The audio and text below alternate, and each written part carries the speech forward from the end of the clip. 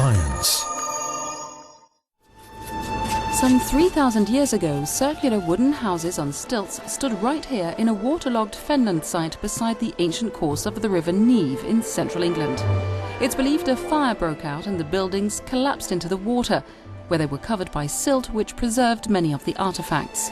These are now the best preserved Bronze Age dwellings ever found in Britain. Astonishing.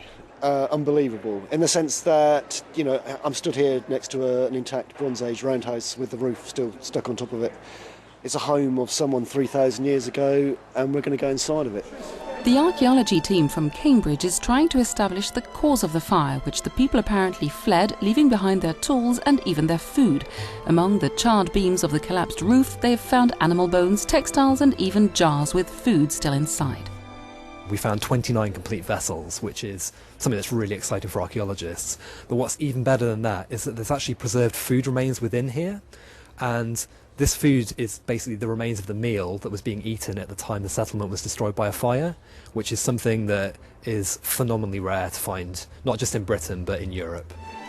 The team is making new discoveries every day. The first human remains, a skull still half buried in the silt, was discovered a few weeks ago, and they're hoping to find the complete skeleton.